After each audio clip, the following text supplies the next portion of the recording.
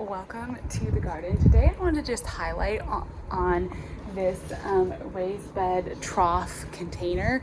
So it's been a really fun container to watch throughout the course of the season because it's kind of, well, it's ebbed and flowed. It's had some good moments. It's kind of had some moments where it didn't look good. For a little while there, I didn't think it was actually going to perform super well, but it's absolutely looking gorgeous right now. And I just kind of did one of my favorite hacks for a container garden, like just one of the best ways to like fill a little hole if you have in a container. And so I wanted to share with you that. So this is the beautiful planter, a big 2x6 trough, and then it also has the arch trellis in it going up, and we've got some really gorgeous morning glories, which I also wanted to come out while these were still blooming, because oh my goodness, aren't they beautiful? Of course, they only really bloom in the morning and the flowers only last one day. So you gotta, little bugs in there, but you gotta get out here while it's still blooming. But isn't that so pretty? This is the Caprice Morning Glory. That's actually growing in a pot, which I need to water right outside of the raised bed, but it is growing up the arch trellis, which comes out of the raised bed and goes up over here and all the way back down into a second one of these troughs that I have, which I can talk about if you're interested in another video. But for this one, I wanted to focus on this trough planter. So one of the things that you'll notice if you've been following along is that there used to be a squash in here. I had one of my patty pan squashes in this bed, and that is gone now. But as you can see, there is this big, beautiful Agostaki here. This is the Blue Fortune Agostaki. And one of the best things about like a big container like this, kind of like container gardening, is that I needed something that was already mature and big and beautiful to fill in the hole that was created when the patty pan squash came out. And all I did was pop the whole pot right into the trough.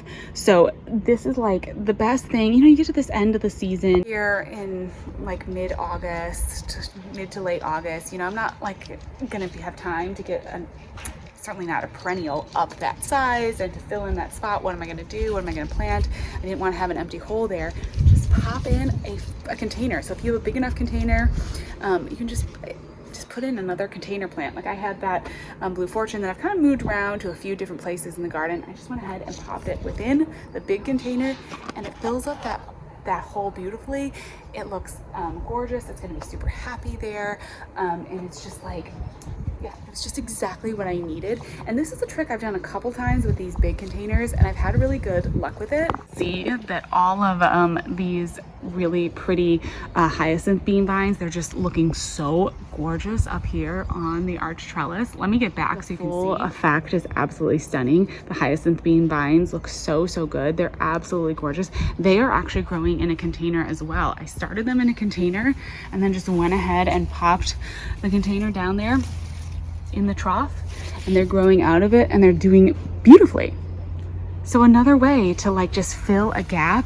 Definitely, you know, this time of year you're starting to get some of these like holes in the garden. They just start to happen, and you can plant in fall crops, you know, fill a hole like that or start something new. But if you're, you know, if you don't want to do that and you just want instant impact, just grab a potted plant or get a new potted plant and just pop it in like that, and it works so well. We did run into a bunch of powdery mildew, and that was ultimately what the squash succumbed to. I actually have a lot of powdery mildew. I need to kind of do some more trimming and pruning and cleaning out here because I'm kind of getting, I've got a bunch on my melons over there, not looking so good. I need to go ahead and pull those out. Yeah, just like a lot of powdery mildew. Anyways, the powdery mildew was just too much, so I had to pull it out, and there's still a little bit of a gap in here, but this container just, I think it fits perfectly, fills right in. Look at how stunning the dahlias are looking right now. So gorgeous.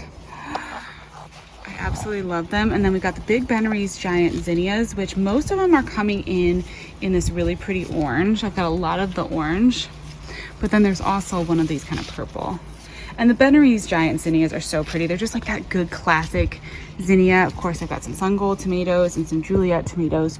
And yeah, so, and there's a black from Tula tomato in here too. So there's a bunch of tomatoes. Everything's kind of growing up. Now this is super fun. So I actually have some glass gem corn, which is starting to tassel like well, yeah, starting to come up here, and maybe, I don't know if there's no ears on it yet, but we'll see. But then also look, so right here, this view in the garden is so fun. These are the autumn sunset sunflowers. Are they not so gorgeous? Just like, look at these.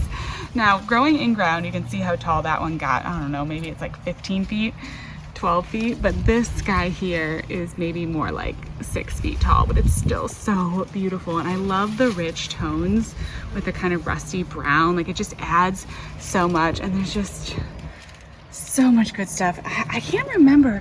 I don't think these are the mammoth sunflowers. I guess they're just not growing super tall. I need to go back and look at what I planted over here. But anyways, this is, oops, I'm stepping on stuff. This is a fun little corner in the garden with just like so much going on.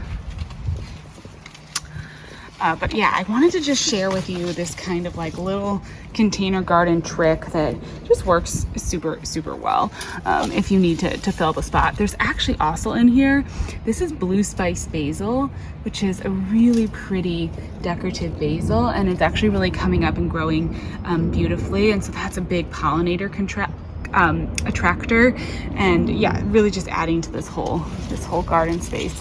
There actually are also some beans, some pole beans growing on this little trellis. So there's kind of a lot happening in the garden. And that's the other thing that's sort of nice if you add containers like this. Something into the garden, you know, to fill a hole late season. A lot of times you'll find that your container, like certainly like this container, almost all the soil is completely utilized by the root systems that are already attached to the plants growing in here. So digging into there, trying to plant something new can be a little bit tricky. But when you just add in another container like that and just pop it in the large container, then you don't have to worry about disrupting any root systems. You don't have to worry about putting in, you know, fresh soil or anything like that. And it just like works super, super well. So that's another little side benefit of that too.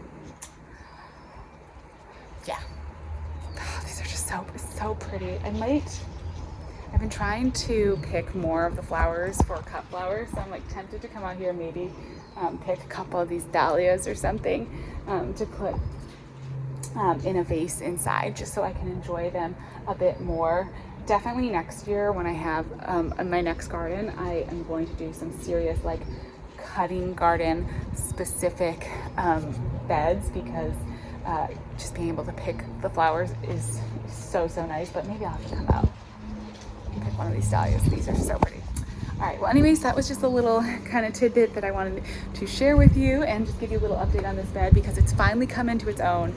If you have one of those garden beds that's not working, don't give up on it. Keep working on it, because now finally here, kind of like towards the end of the season, this garden bed is finally becoming everything that I hoped it would be. And it's just sort of funny sometimes how that goes. It takes a little while for certain spaces to really come into their own. Well, as always, thank you so much for watching, and I will talk to you again soon.